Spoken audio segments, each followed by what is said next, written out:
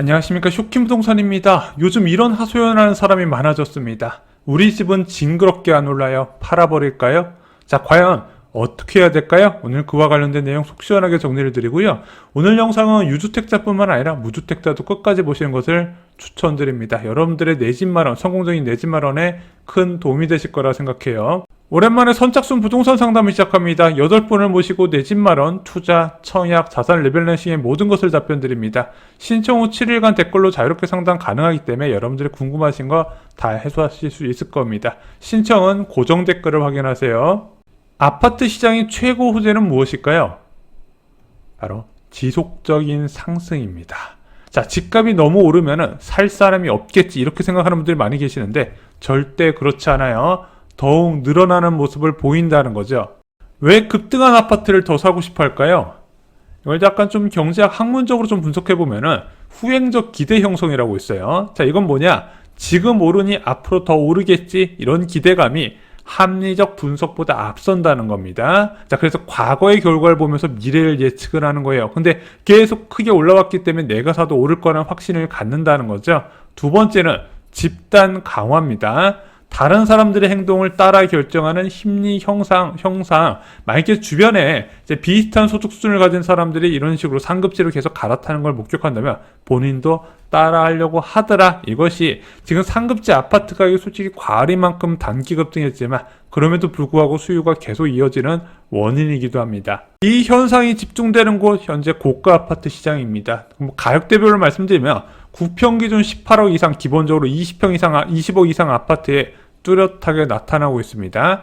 작년 3분기 고점 대비 한 10에서 20% 정도 올랐거든요. 10%는 양반이고 20% 오른 곳도 많이 있어요. 자, 그럼에도 불구하고 수요는 꾸준하게 유입되다 보니까 어떤 현상이 나타난다? 매물 품귀 현상이 나타나요. 원래 강남 지역 중심으로 나타났던 매물 품귀 현상이 점차 확대돼서 이제는 마포구하고 성동구도 매물 잡기 굉장히 어렵다는 얘기가 있고, 잠실 지역은 20평대 같은 경우는 씨가 말랐니 이런 이야기가 간간히 들리고 있습니다. 그만큼 공급 대비 수요가 많은 상황이에요.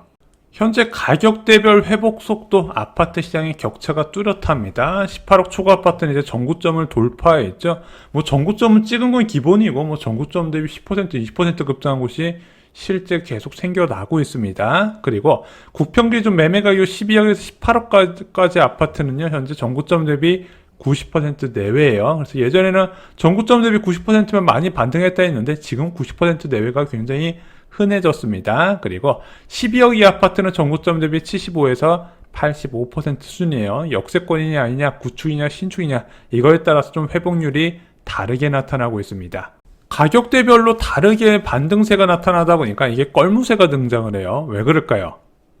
집을 산 사람들이 그때 대출을 더 받았어야 되는데 이런 생각을 하게 된다는 겁니다. 아, 그때 내가 왜 이렇게 대출을 무서워했지? 조금만 더 용기 낼걸. 그래서 소극적인 내 집만 원하는 사람들의 후회가 증가한다는 겁니다. 아마 요즘 여러분들도 부동산 커뮤니티에서 이런 이야기 많이 들어보셨을 거예요.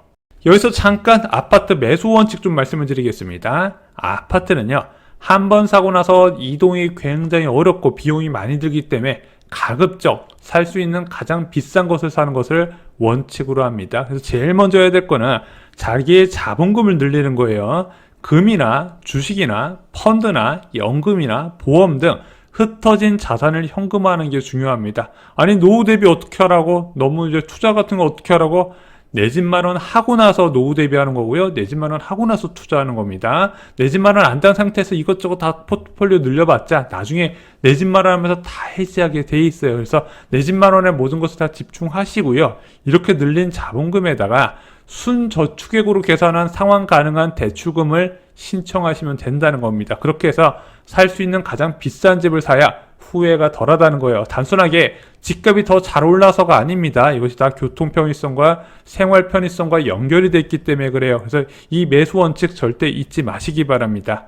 요즘 갈아타기 시도가 급증합니다. 징그럽게 안 오르네. 아무리 가족이 만족하는 집에 살고 있다 하더라도 내가 고려했던 단지 아니면 조금만 더 무리했으면 살 수 있는 단지가 팍팍 올라가는 거 보면은 화가 날 수밖에 없겠죠. 자, 그런데 이런 식으로 홧김에 갈아타도 될까요?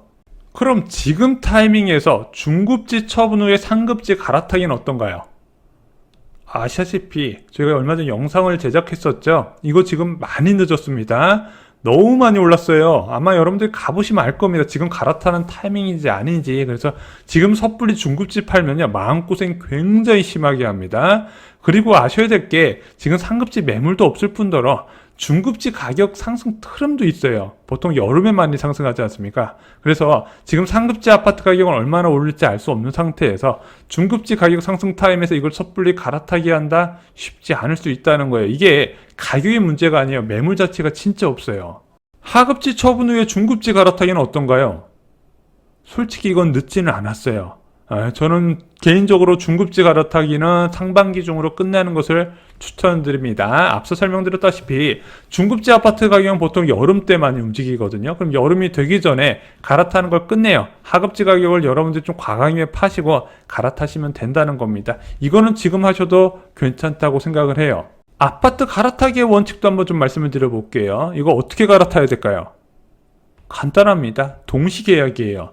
내 거 가계약금을 받으면요, 동시에 계약금을 쏘셔야 됩니다. 그래서 동시계약으로 가시는 겁니다. 자, 매도 후에 재매수가 늦어질수록 후회할 확률이 굉장히 높아요. 특히 이런 식으로, 야, 우리 집 많이 올랐는데 팔고 나서 몇 년 있어볼까? 완전 나락갑니다.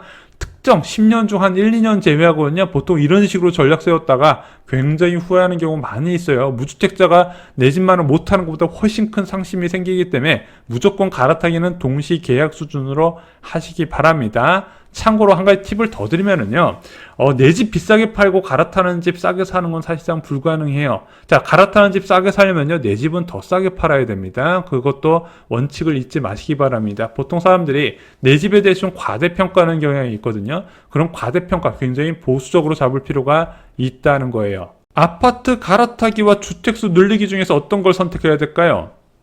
아마 1주택자분들은 이런 고민 슬슬 하실 겁니다. 자, 근데 저는 이렇게 생각을 해요. 가족들의 동의가 기준이라고. 만약에 배우자와 자녀가 동시에 갈아타기에 반대를 한다? 그러면 그때부터는 주택수 늘리는 걸 고민하신 게 낫다고 생각합니다. 근데 배우자는 찬성하는데 자녀가 반대하는 경우가 있거든요. 이것 때문에 갈아타기 포기한 분들도 꽤 많이 계세요. 근데 자녀가 뭐 초등학생 이해하면은요, 저는 자녀한테 동의를 얻지 마시고 그냥 통보를 하시라고 많이 말씀을 드립니다. 이거 허락받으면 못 가요. 그래서 계속 뭐하러 물어봐요. 야, 너 이사 가고 싶어? 여러분이면 옛날 학창시절 돌아가서 갈아타고 전학 가고 싶겠습니까? 안 가고 싶어 한다는 거예요. 그래서 이런 거는 자녀한테 이야기를 듣지 말고 배우자 간의 상의를 통해서 결정을 하시기 바랍니다. 물론 아이가 좀 예민한 시기, 뭐 중학교나 고등학교 들어간 시점이면 좀 고민을 하셔야 되겠지만, 그게 아니라 초등학교 이하 시점에 좀 과감하게 움직일 필요가 있다, 이렇게 생각을 합니다. 오늘 영상 요약해드리겠습니다. 아파트는 가격 상승세가 확대될수록 오히려 수요가 늘어나는 특성이 있습니다.